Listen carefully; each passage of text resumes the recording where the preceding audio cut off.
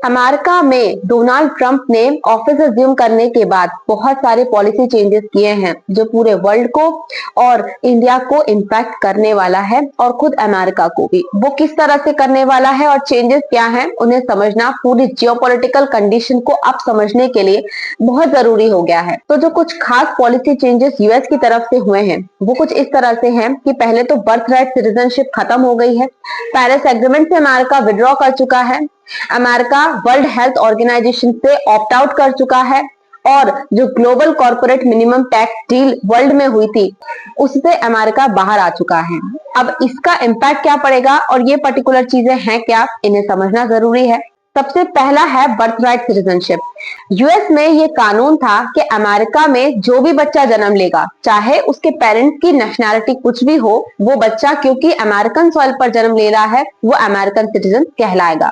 अब Donald Trump ने इस पर्टिकुलर पॉलिसी को चेंज कर दिया है और अब ये कहा गया है कि अमेरिकन सॉइल पर जन्म लेने वाला बच्चा अमेरिकन सिटीजन नहीं कहलाएगा और इसका इम्पैक्ट इंडिया पर भी पड़ेगा, अमेरिका पर खुद पर भी पड़ेगा और वर्ल्ड कंट्रीज पर भी पड़ेगा। वो इस तरह से कि इंडिया के H1B वीजा होल्डर्स हैं, ग्रीन कार्ड होल्डर्स हैं, अब उनके जो बच्चे जन्म लेंगे अमेरिका में उनको नेशनैलिटी नहीं मिलेगी अमेरिका की। इसके बाद में वर्ल्ड लेवल पर जो फैमिलीज रहती हैं अमेरिका में उनकी नेशनैलिटी में, उनके बच्चों की नेशनैलिटी में डिफरेंस आ जाएगा और ये फैमिली स्टेटस में एक मिसमैच क्रिएट कर देगा। इसके अलावा लीगल चैलेंजेस भी आने वाले हैं अमेरिका में, क्योंकि अमेरिका के कॉन्स्टिट्यूशन का 14th अमेंडमेंट ये कहता है कि अमेरिका में बर्थ लेने वाला हर बच्चा अमेरिकन सिटीजन कहलाएगा। अब यूएस में ये जो चेंज हुआ है इसके बाद में of course in the coming times court trials होंगे और कोर्ट में ये पर्टिकुलर पॉलिसी चेंज जाएगा जो कि पॉलिटिकल डिस्प्यूट भी क्रिएट करेगा अमेरिका में। अमेरिका को इस पर्टिकुलर डिसीजन का इकोनॉमिक इम्पैक्ट भी भुगतना होगा, क्योंकि अब बहुत सारी वर्कफोर्स जो आईसीटी मतलब इंफॉर्मेशन एंड कम्युनिकेशन टेक्नोलॉजी में कंट्रीब्यूट कर रही थी अमेरिका में रहकर, वो ऑफ कोर्स दूसरे ऑप्शंस तलाशेंगे कनाडा के, यूके के या किसी और कंट्री के। तो इससे यूएस को वर्कफोर्स शॉर्टेज फेस करना पड़ सकता है जो यूएस की इकोनॉमिक डेवलपमेंट और उसकी डेवलपमेंटल स्ट्रैटेजी को इम्पैक्ट करेगा। इसके अलावा सेकंड है पेरिस एग्रीमेंट जिससे यूएस बाहर आ चुका है।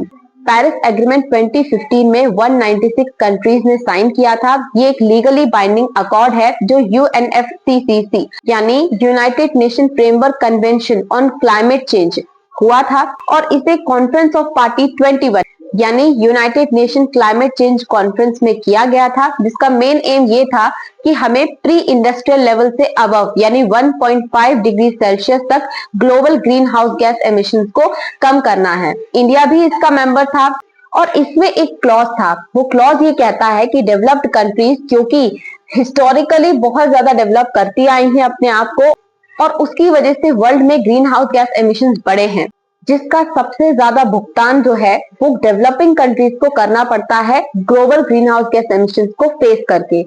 तो जो डेवलप्ड कंट्रीज हैं वो डेवलपिंग कंट्रीज को फंड्स देंगी ताकि वो अपनी डेवलपमेंटल स्ट्रैटेजीज को रिन्यूएबल बना सके और ग्रीन हाउस गैस एमिशंस को कंट्रोल कर सके।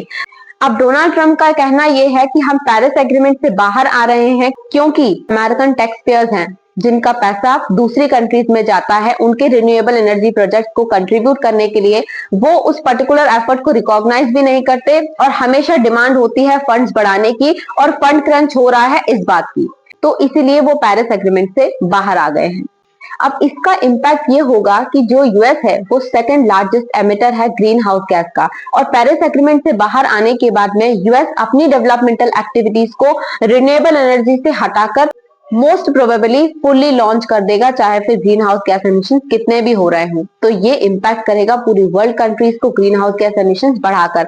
और दूसरी ही तरफ इसका सबसे ज्यादा इम्पैक्ट होगा डेवलपिंग कंट्रीज पर, क्योंकि जो क्लाइमेट फंड अब तक डेवलपिंग कंट्रीज को यूएस से मिल रहा था अब वो नहीं मिलेगा। तो ये इंडिया के और दूसरी डेवलपिंग कंट्रीज के रिन्यूएबल एनर्जी प्रोजेक्ट्स को रोक देगा। इसके अलावा वर्ल्ड हेल्थ ऑर्गेनाइजेशन से यूएस बाहर आ गया है और कहना ये है कि जो वर्ल्ड हेल्थ ऑर्गेनाइजेशन है वो बहुत ज्यादा पॉलिटिसाइज हो गई है, क्योंकि चाइना के द्वारा जो कोविड-19 फैलाया गया इस पर वर्ल्ड हेल्थ ऑर्गेनाइजेशन ने कोई कड़ा रुख नहीं अपनाया।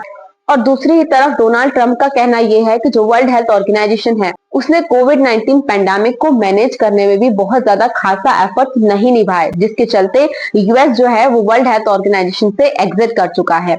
अब इसका इम्पैक्ट वर्ल्ड पर ये पड़ेगा कि सबसे पहले तो जो ग्लोबल हेल्थ पॉलिसीज हैं जिसमें यूएस का अच्छा खासा कंट्रीब्यूशन था, फंड प्रोवाइडिंग थी, वो सब बंद हो जाएगा।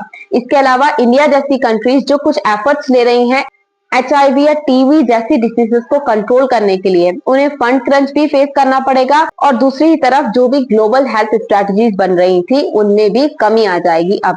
और अमेरिकन को इसका इम्पैक्ट ये होगा कि जो ग्लोबल हेल्थ पॉलिसीज का एक्सेस अमेरिकन को मिल रहा था अब नहीं मिलेगा, क्योंकि अमेरिका वर्ल्ड हेल्थ ऑर्गेनाइजेशन से बाहर आ गया है। Now the last but not the least, GCMT यानी global corporate minimum tax deal. ये एक ऐसी डील है जिसके चलते मल्टीनेशनल कंपनीज को हर जुरिस्डिक्शन में 15% का GMT यानी ग्लोबल मिनिमम टैक्स पे करना होगा, क्योंकि बहुत सारी कंट्रीज ऐसा करती हैं कि बिजनेसेस को अट्रैक्ट करने के लिए कम टैक्स लगाती हैं, जिससे कि मल्टीनेशनल कंपनीज तो हाईएस्ट प्रॉफिट में रहती हैं और इनइक्वालिटीज क्रिएट होती है।